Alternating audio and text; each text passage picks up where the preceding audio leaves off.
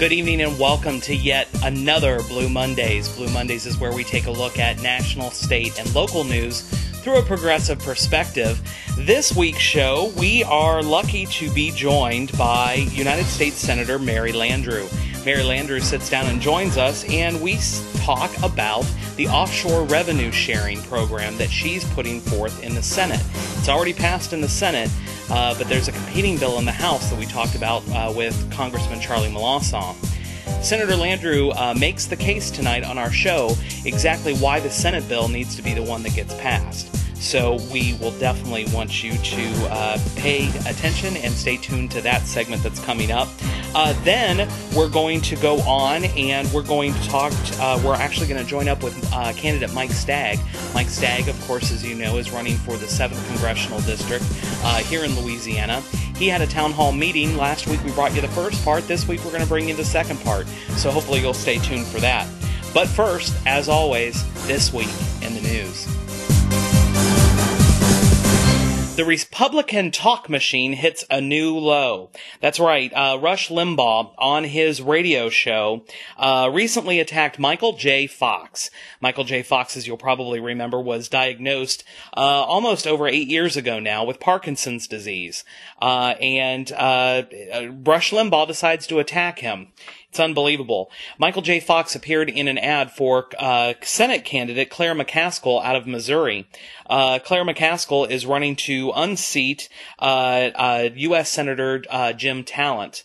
Well, in this ad, Fox is a vocal supporter, of course, as you probably know, of stem cell research. United States Senator Jim Talent, not so much. As a matter of fact, Jim Talent is also reportedly wanting to criminalize anyone who participates in any of the disease-curing results that come from stem cell research. He actually wants to make it illegal for researchers to do this research in his state as well. Unbelievable. Anyhow, here is the attack that Rush Limbaugh has, well, guess what? This clip's going to speak for itself, folks. Here you go. Rush Limbaugh. As you might know, I care deeply about stem cell research. In Missouri, you can elect Claire McCaskill, who shares my hope for cures. Unfortunately, Senator Jim Talent opposes expanding stem cell research. Senator Talent even wanted to criminalize the science that gives us a chance for hope. They say all politics is local, but it's not always the case. What you do in Missouri matters to millions of Americans. Americans like me. I'm Claire McCaskill, and I approve this message. As we told you on Monday, Rush Limbaugh attacked the ad and Mr. Fox on his radio show, but you really don't get the full impact until you see it for yourself. In this commercial, he is exaggerating the effects of the disease.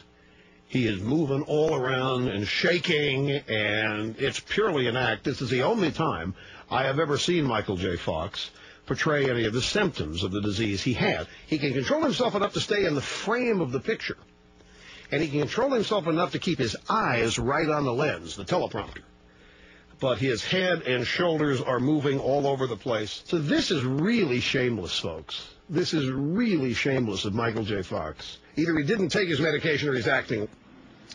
In fact, ask a doctor. Fox's involuntary motions are not a side effect of going off his medication for Parkinson's. They are a side effect of taking it. When he and other victims do not take the drug, they become increasingly immobile. Eventually, they are unable to move at all. So how did Mr. Fox respond to Limbaugh's assault on his integrity? A crack about Limbaugh's own medication history, perhaps? In fact, no, he responded with grace. It's hard for people, and I understand it's difficult for people that don't have Parkinson's or don't know about Parkinson's to understand the symptoms and the way they work and the way medication works. You get what you get on any given day. Rather than retract his baseless and factually incorrect assaults on Fox's integrity, Limbaugh first said he would apologize, quote, if I am wrong. Then yesterday he restated his claim that Fox had skipped his medication to embellish the effects of the disease as if it had been proven. And he went on to spin the story further, claiming that Democrats exploit infallible victims like Fox so that critics can't disagree. Let me call. Have you no shame, sir? Rush Limbaugh, you have definitely sunk to a new low. All of the media reports that have definitely jumped on this have been, scathing, and rightfully so. It's unbelievable. As described, the shifting movement exhibited by Fox is actually the result of the medication that he is taking. If it were not for that medication, he would basically, and probably, not even be able to talk. He would be so frozen. It's unbelievable to me that Rush Limbaugh, especially with all of his problems, would stoop to such a horrible, horrible low. Unbelievable. And it's also interesting to note that Rush Limbaugh never really came out against Fox a few years back. Michael J. Fox actually came out in support of Arlen Specter. Here's a clip from then. Biomedical research could cure hundreds of diseases, save thousands of lives, and prevent millions of tears. I understand that. And so does Arlen Specter. He helped double the funding for biomedical research. More dollars for more research, for more cures. Arlen gets it.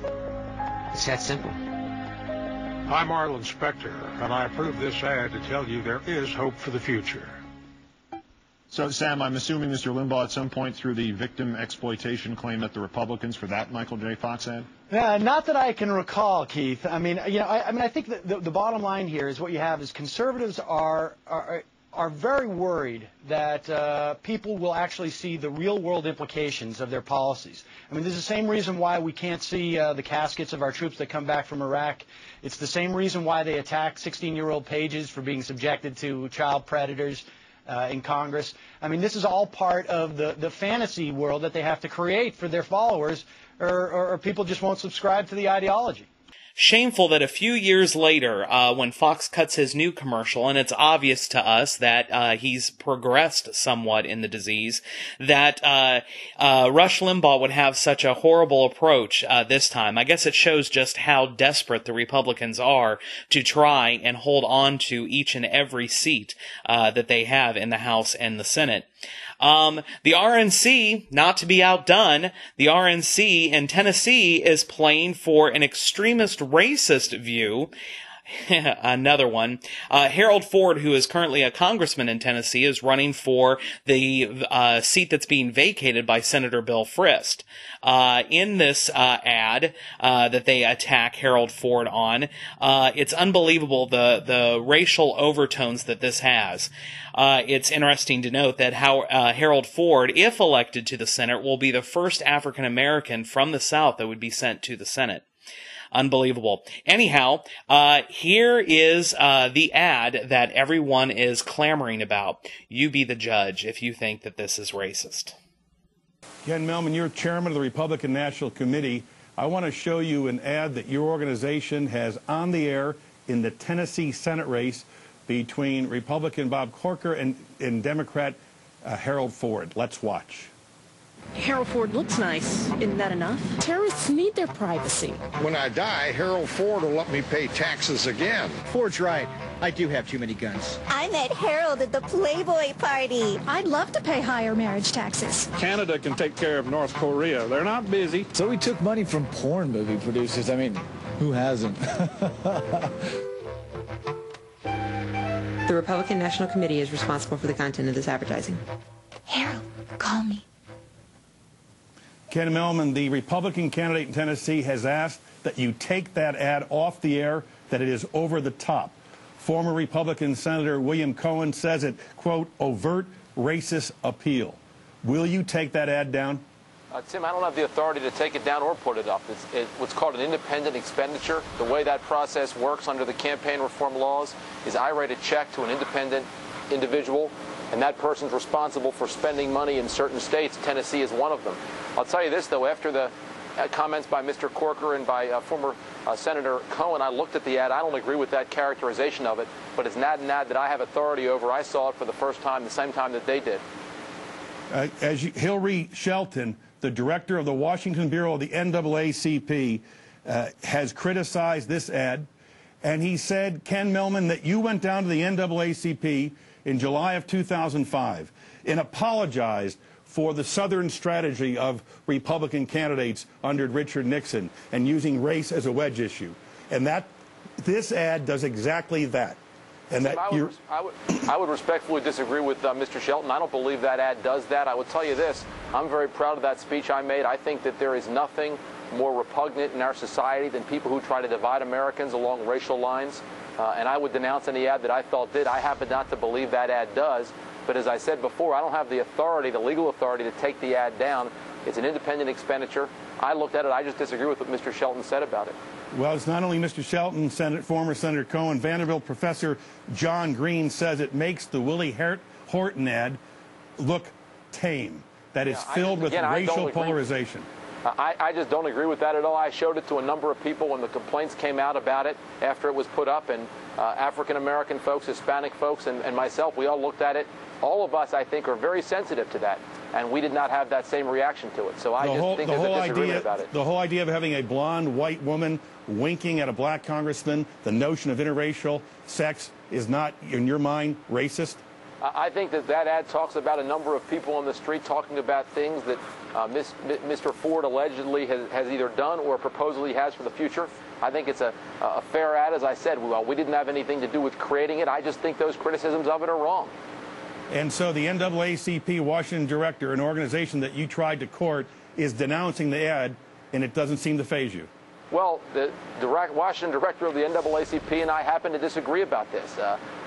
The Republicans are so incredibly desperate that they are resorting to these new lows. It's really unbelievable. You know, for a party who is trying to court and showcase to the mainstream media that they are inclusive and that they have so many African Americans in their party, but yet they stoop to such a new depth when something like this comes about. It's unbelievable to me.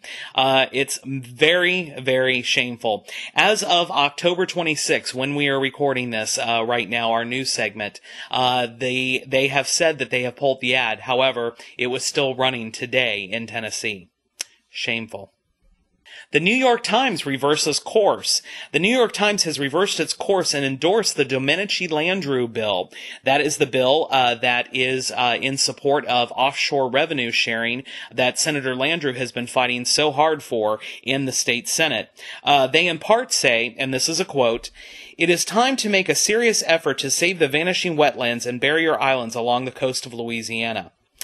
We commend the New York Times for finally seeing the light on this.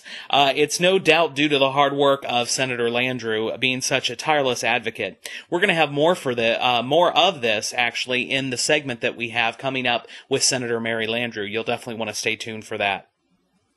Serious questions plague the Lafayette Airport Commission. As you've probably heard on the news and in the Daily Advertiser, the Lafayette Regional Airport Commission is under serious scrutiny over its expenditures of our taxpayer monies. In some recent investigations conducted through a Freedom of Information Act request, Lafayette Concerned Citizens for Good Government and a bipartisan coalition of individuals signed on to a letter. I, as one, did sign on to this letter, wanting to know, to get to the bottom of this. The expenditures so far that we've seen don't look so good, and we're definitely concerned about them. So far, the airport commissioners, as well as staff, have been incredibly quiet about this. They have not gone on the record as to explain any of these expenditures.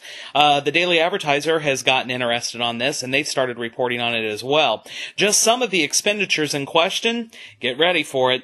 Over $3,200 in exercise equipment purchased through Academy Sports and Bell Sporting Goods.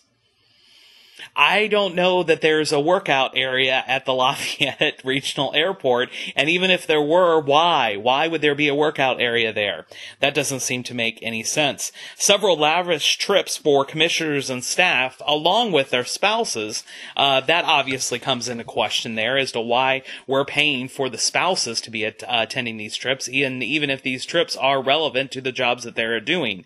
Also, expensive local dinners and also in New Orleans, they've been having dinners, wine, gifts, and flowers for staff members, and probably most questioned is in-room movies at various hotels while they are traveling. This definitely brings to light some obvious questions that need to be answered, and I, for one, am very glad that there's a group of individuals who've taken the time to actually look over this, especially at a time where we're being asked to voluntarily increase all of our taxes from sales tax and property taxes. It's probably a good time to have a conversation about, are those tax monies being well spent? So I commend the individuals that have joined together to push this forward. Legislative auditors will be present at the next Airport Commission meeting scheduled for November 2nd. This meeting will be conducted at the Lafayette Regional Airport at 5:30 p.m. on the second floor conference room at the Lafayette Regional Airport. It is open to the public, so we encourage viewers to attend this meeting and perhaps ask a few questions. We will report more on this as the story develops, and also, obviously, you can click onto our website at LafayetteDemocrats.org. There you'll be able to click on our show notes, and we have some links to the recent articles that have been appearing in our local newsprint. Definitely something we ought to be looking out for. It seems quite curious to me that we would be going to such extremes and paying for all of these extravagant trips. It definitely has me questioning what's going on. And that is our Democratic news for October 30th, 2006. Thank you again for joining us here on Blue Mondays. Blue Mondays is on each and every Monday night at 9 p.m. here on AOC Channel 15. We also are rebroadcast several times throughout the week. Check our website for the rebroadcast times and dates. Also, we'd like to remind you to tomorrow, curl up with your cup of coffee and log on to thedailyadvertiser.com. There you can read my column, The Left Blog. This week, I'm going to take a look at the sales taxes that we're being asked to approve. You'll definitely not want to miss that. Also, Democracy Now! Don't forget, Democracy Now! Airs each and every weekday on AOC Channel 16 at 11 a.m. and 11 p.m. There you'll be able to join host Amy Goodman and Juan Gonzalez, where they take a look at the unembedded news reports that are going on. They are not cumbered by their relationship with mainstream media, so they're actually able to bring us the news, and they do quite a good job at that. Also, again, visit our website at LafayetteDemocrats.org for more information, or call us at 769-7347. That is our Democratic hotline where you can get plugged in. Need I not remind you that a week from tomorrow is Election Day, so we have a lot of stuff going on there that you'll definitely want to be plugged into. And with that, we'll be right back. Women of Acadiana. Well, our ancestors struggled hard, sometimes with their lives, in order to have the opportunity to vote. For better education for your children, higher salaries for their teachers. Don't just take it for granted. Don't stay home on Election Day. Go vote November 7th. For health care for all of your family and for other Americans. Vote November 7th. Go to the polls and vote November 7th. Remember, if you don't vote, you can't complain about what's going on. Please vote. Thanks.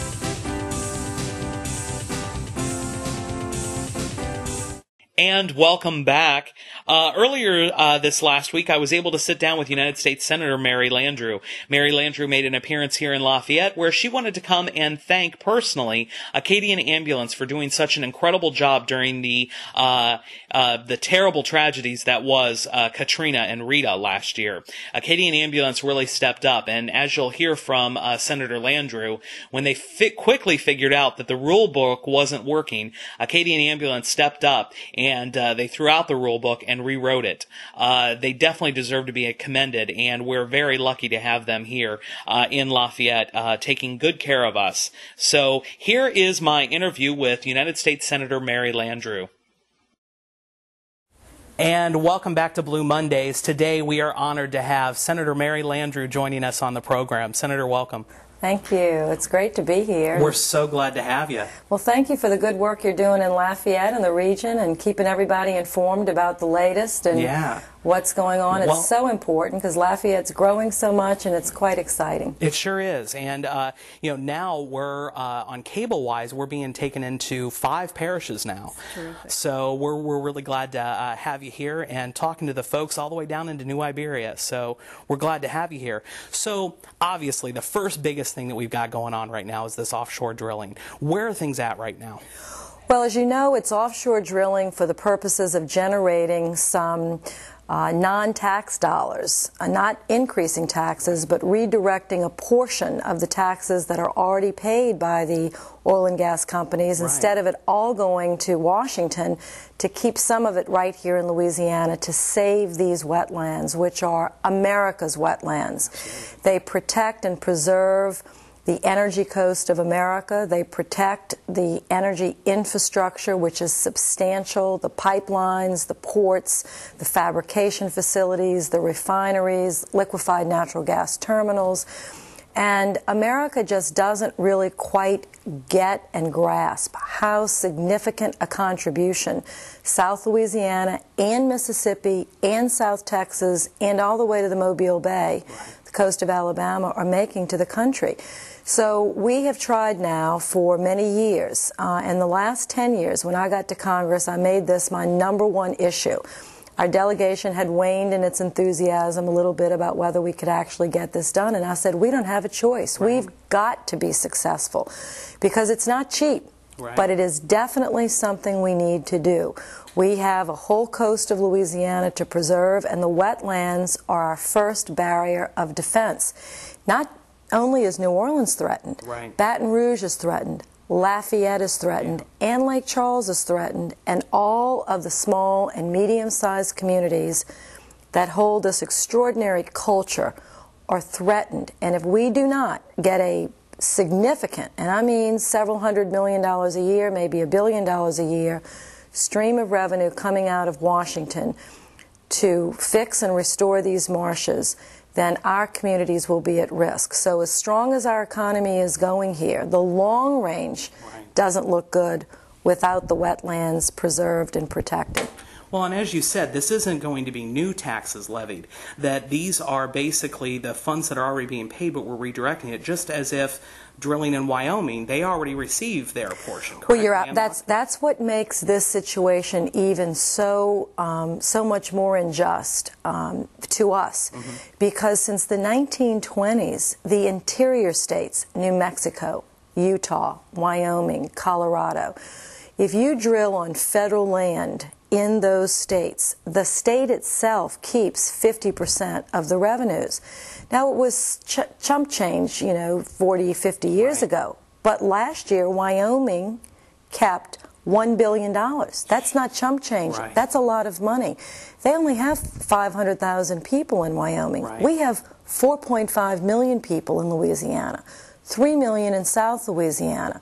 We kept nothing last year, and we generated $8 billion, $8 billion with a B, for the federal government. They took that money, put it in the general fund. It was spent on everything the nation spends money on, from the war in Iraq to health care to education.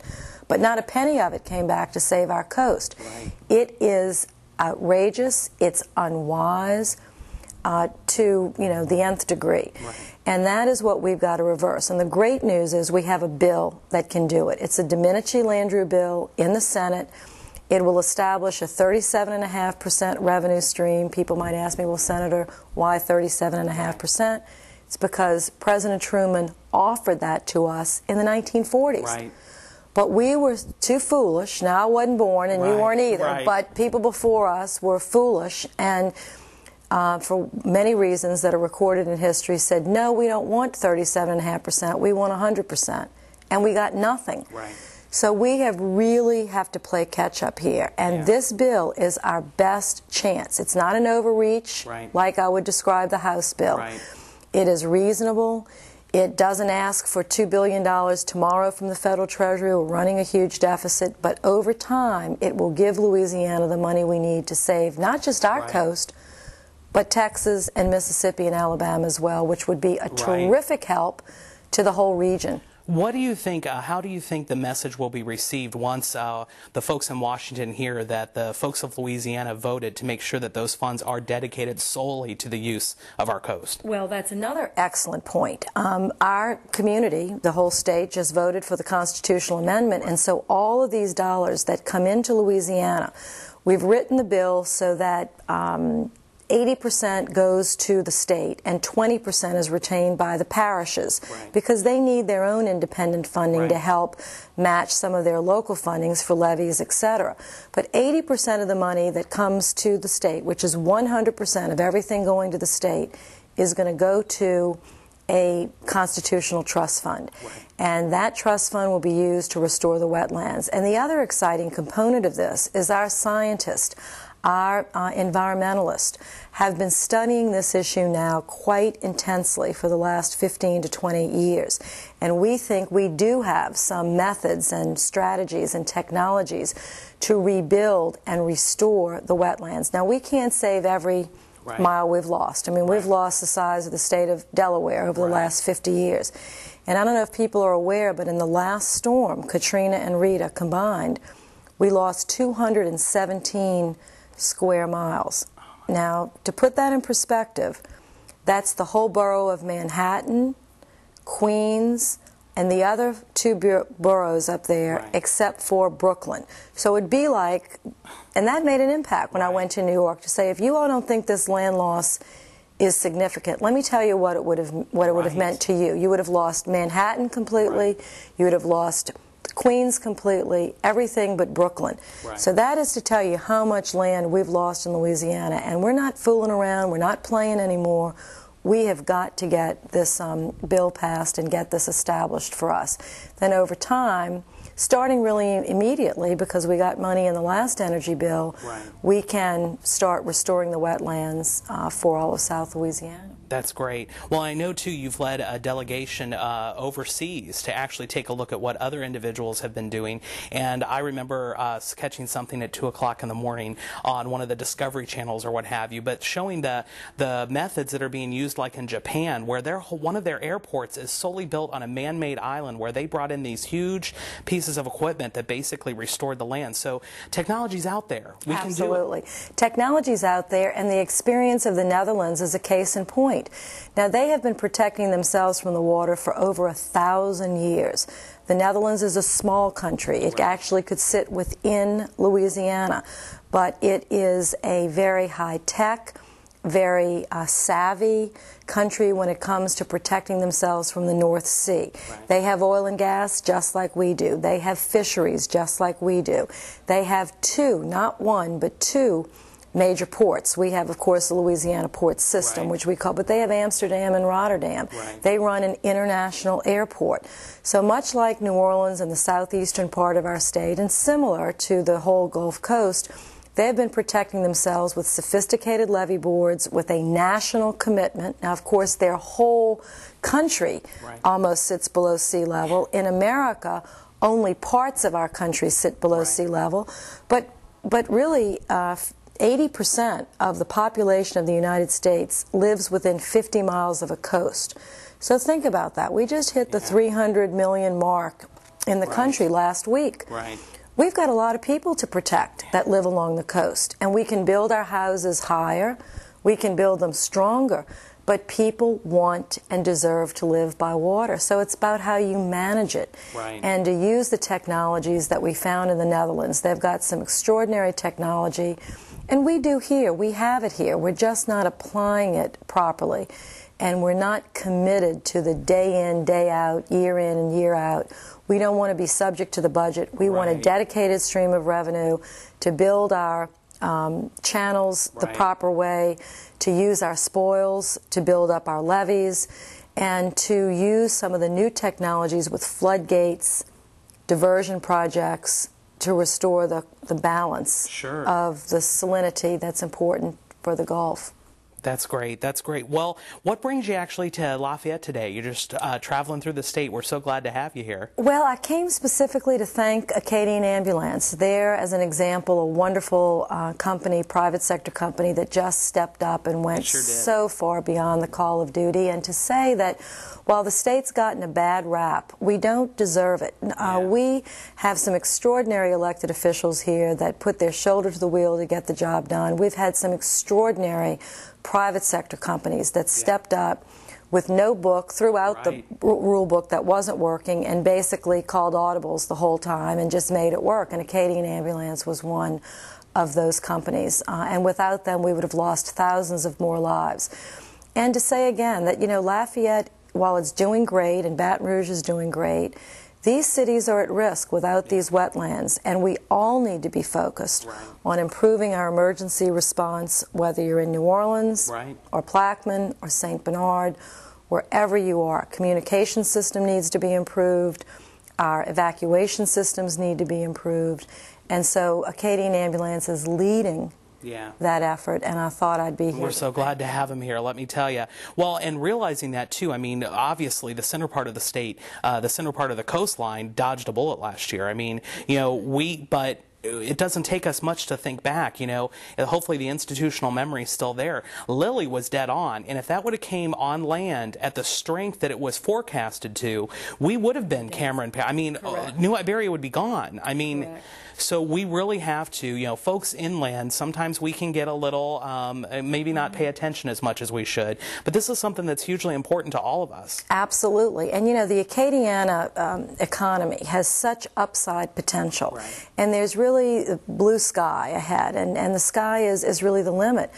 But without this coastal wetlands protection, the long run does not look good. And I'm not here just to pour, you know, cold water on everybody's parade, but we have got to get this bill passed. The Senate bill that provides, in the long run, a steady stream of revenue. But in the short run, we have last year's energy bill, which is bringing $135 million.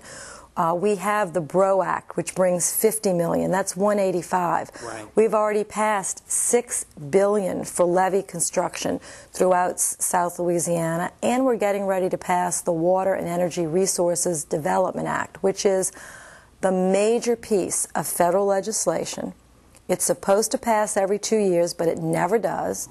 It usually takes about 6 years to pass one of these bills, just like it takes 6 to 8 years to pass a big transportation bill, because it's got a million moving parts, tons of politics that goes into what projects are going to get funded in the country. But because it's a water bill, Louisiana does very well because we have more water than anyone. If it was a desert bill, more water than we need. If it was a desert bill, we wouldn't do too well. But because it's a water bill, we always get a bulk of the bill. But this year, because our delegation worked extra hard, we're going to get 22% of the entire bill for the country. And when those authorizations, Morganza to the Gulf, some Golden Meadow, some Acadiana projects are in there, closing Mr. Go, some Calcasieu work is in there, some Vermilion Parish work, the New Iberia Port is authorized in there, some help from Morgan City. So this is just a huge, some Red River. I mean, there's some North Louisiana provisions as well.